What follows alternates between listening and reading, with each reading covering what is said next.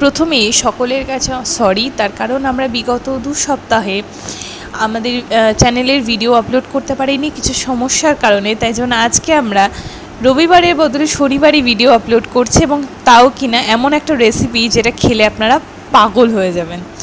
আর মাছ আমরা সকলেই কম বেশি খেয়ে থাকি, পছন্দ করে থাকি, স্পেশালি বাচ্চারা খুব ভালোবাসে, যেহেতু কোনো কাঁটা থাকে না। সেই আর মাছে একঘেয়ে যদি আপনারা কালিয়া খেয়ে বোর হয়ে যান, তাহলে আজকের রেসিপিটা আপনাদের জন্য। তো প্রথমেই আমরা একটা মিক্সিং বোলের মধ্যে কাজু এবং পোস্ত, এটা সোক করে রাখা ছিল ওভারনাইট, সেই কাজু আর পোস্তটাকে সুন্দর করে পেস্ট করে নেব।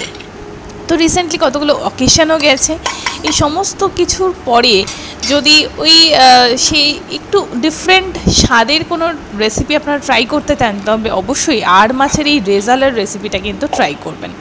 তো এই কাজু আর পোস্তটা আমাদের পেস্ট হয়ে গেছে। এবার আমরা এর মধ্যেই পেস্ট করে নেব রসুন, আদা এবং কাঁচা লঙ্কা, এই দিয়ে আমরা আর একটা পেস্ট বানিয়ে নেব। তো দিয়ে এই রেসিপিটা আমরা সকলেই জানি আর মাছ একটু মাংসের মতন কষা কষা রান্না করতে হয়, বাট আজকে আমরা সেই আর মাছই রান্না করছি চিকেন যেরকম রেজালা বানাই, মাটন রেজালা হয়, তো সেই রেজালার প্যাটার্নে আজকে আমরা দেখাচ্ছি। বা আমরা কাতলা মাছেরও রেজালা খাই, কিন্তু আর মাছের রেজালা কিন্তু আমরা চট করে খাই না। সেই জন্য আজকে আমরা এই রেসিপিটা দেখাচ্ছি। আর অনেকেই আর মাছ ভাজতে অনেকে ভয় পান, তো তাদের জন্য একটা টিপস, যে তেলের মধ্যে গরম তেলে সামান্য একটু নুন ছড়িয়ে তারপর যদি আপনারা মাছটাকে ভেজে নেন সেই তেলের মধ্যে, তো যে মাছে এরকমভাবে ভীষণ যে মাছগুলো ফাটে, প্রচণ্ড পরিমাণে তেল ছিটকে যায়, তো সেই সমস্ত মাছ কিন্তু ভাজার একটা ভীষণ ভালো টিপস হচ্ছে গরম তেলের মধ্যে সামান্য একটু নুন ছড়িয়ে তারপর এই মাছগুলোকে ভাজবেন। আর আমরা যেহেতু এটা রেজালা বানাচ্ছি, সেই জন্য আমরা খুব হালকা করে ভাজছি, কড়া করে মাছ ভাজা হচ্ছে না। আর এমনিতেও মাছ সবসময় একটু হালকা ভাজলেই কিন্তু তার উপকারিতা প্রপার ওয়েতে থাকে, বেশি ভাজা হয়ে গেলে কিন্তু তার উপকারিতা থাকে না। তো যখন বাড়িতে নর্মালি আপনারা বানাবেন, তখন চেষ্টা করবেন মাছটাকে একটু হালকা ভেজেই ইউজ করতে। তো এখানে আমাদের মাছ ভাজাগুলো হয়ে গেছে। এরপরে আমরা চলে যাব ডিরেক্টলি আমাদের রেসিপিতে। তো আর মাছ যেরকম আমার ছোটো থেকে ভীষণ একটা ফেভারিট মাছ, তো আর কে আর মাছ খেতে ভালোবাসে অবশ্যই কিন্তু কমেন্ট সেকশানে জানাতে ভুলবেন না যে আপনারা সবথেকে প্রিয় মাছ কি আপনাদের। তো এরপরে আমরা ওই তেলের মধ্যে আরেকটু সামান্য তেল দিয়ে গোটা গরম মশলা সামান্য হালকা একটু ক্রাশ করে নিয়ে তার মধ্যে একে একে যে পেস্টগুলো আমরা বানিয়ে রেখেছিলাম সেই পেস্টগুলো দিয়ে দেবো। তো প্রথমেই আদা, রসুন আর কাঁচা লঙ্কার যে পেস্ট ছিল সেটাকে দিয়ে ভালো করে নাড়াচাড়া দিতে হবে। নাড়াচাড়া দিয়ে যখন তেল বেরিয়ে আসবে, তখন তার মধ্যে কাজু আর পোস্ত বাটাটাকে দিয়ে এটাকেও খুব ভালোভাবে নেড়ে একদম কষিয়ে নিতে হবে, যাতে এর থেকে তেলটা বেরিয়ে আসে এবং এই সুন্দর যে গন্ধ বেরোচ্ছে সেই গন্ধটা এই পুরো মশলাটা একদম প্রপারলি কষা হয়ে যায়। তারপরে আমরা এর মধ্যে দিয়ে দিচ্ছি টক দই। এটা আমাদের বাড়িতে বানানো টক দই। আপনারা আচ্ছা এই গরমকালে তো অবশ্যই কিন্তু টক দই বাড়িতে বানানো বানিয়ে টক দই সেটা খাওয়ার চেষ্টা করবে, সেটাতে উপকারিতা অনেক বেশি। আর যদি আপনাদের মনে হয় যে টক দইরও কী করে বাড়িতে ইজি ওয়েতে বানাবেন, সেটা রেসিপিও যদি আপনারা চান অবশ্যই কমেন্ট সেকশানে জানাবেন, আমরা সেই রেসিপিও দিয়ে দেবো। আমাদের চ্যানেলে কিন্তু অলরেডি আম দইয়ের রেসিপিও রয়েছে, আপনারা সেখান থেকেও কিন্তু রেফার করতে পারেন।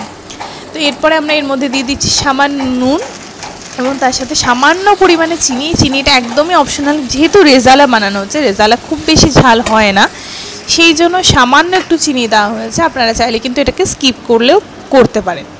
দিয়ে এর মধ্যে আমরা দিয়ে দিচ্ছি এখানে ঘি দিচ্ছি আমরা, আপনারা চাইলে একটু বাটার দিতে পারেন, বাট যেহেতু রেজালা একটা রিচ একটা রেসিপি, তো সেখানে আমরা ঘিটাই প্রেফার করি। আর ঘিটা দেওয়ার পর এটাকে সাথে সাথে সুন্দর করে নাড়াচাড়া দিয়ে নিতে হবে। আর এখানে আমরা ঘিটা দিয়েছি ঠিকই, যেহেতু একটা অকেশনের রান্না, বাট আপনারা চাইলে কিন্তু ঘি না দিয়েও করতে পারেন, তাতে কিন্তু টেস্ট খুব বেশি হেরফের হবে না। দিয়ে সামান্য পরিমাণে জল দিয়ে এটাকে হালকা একটু ফুটে আসবে, তখন আমরা দিয়ে দেবো এর মধ্যে ভেজে রাখা আর মাছগুলো। তো এখানে যেহেতু আমরা বলি যে কিছু কিছু সময় অকেশনালি আমরা কিন্তু একটুখানি ঘি, একটুখানি মশলা যে তেল মশলা দিয়ে যে রান্না, সেগুলো কিন্তু মাঝে মাঝে আমাদের খাওয়াই যেতে পারে।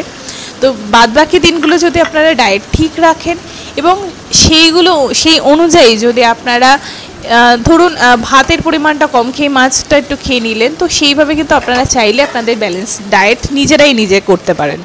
তো এই মাছগুলো দিয়ে দেওয়ার পর একটু ঢেকে রাখা হলো যাতে মাছের মধ্যে এই যে সমস্ত ফ্লেভারগুলো রয়েছে মশলা সেগুলো চলে আসতে পারে।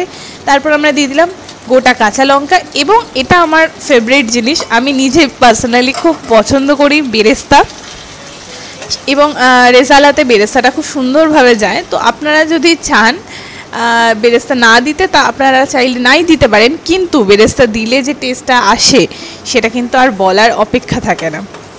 তো বেরেস্তাটা আর আগে থেকেই ভাজা ছিল, কিন্তু এখানে আমরা বেরেস্তাটাকে খুব বেশি ব্রাউন করিনি, হালকা ব্রাউন করে রাখা হয়েছে, দিয়ে সেটাকে ভালো করে মিশিয়ে দেওয়া হলো। তারপর আমরা এখানে সবশেষে দিয়ে দেবো একটুখানি ঘি, একদমই অল্প, এটা টিস্পুনের থেকেও ছোটো স্পুন, তো টোটালি হয়তো 1 টিস্পুন আমরা ঘিয়ের মধ্যে দিয়েছি। তবে ঘিয়ের ফ্যাট রিলেটেড যদি কোনো টপিক বলা হয় তাহলে কিন্তু ঘিয়ের ফ্যাটটা কিন্তু ভীষণ হেলদি ফ্যাট। তো আপনারা যারা ঘি খাবেন কি খাবেন না অনেকে ভয় পান, বাট ঘি কিন্তু অ্যাকচুয়ালি ভীষণ হেলদি। তো অবশ্যই আমাকে জানাতে ভুলবেন না আপনাদের কেমন লাগলো এই সুন্দর একটা টেস্টি আর মাছের রেজালা রেসিপি। আর বিভিন্ন অকেশান বলুন বা কোনো অনুষ্ঠানে আপনারা কিন্তু বাড়িতে ট্রাই করতে পারেন, সকলে কিন্তু একদম তাক লেগে যাবে, কেননা আর মাছের ইন জেনারেলি আমরা যে রেসিপি খাই তার থেকে সম্পূর্ণ ভিন্ন স্বাদের, ভিন্ন ধরনের। ভিডিওটি পছন্দ হলে আর আশা করি বলতে হবে না যে লাইক করবেন, শেয়ার করবেন এবং কমেন্ট করে জানাবেন আপনাদের কেমন লাগলো।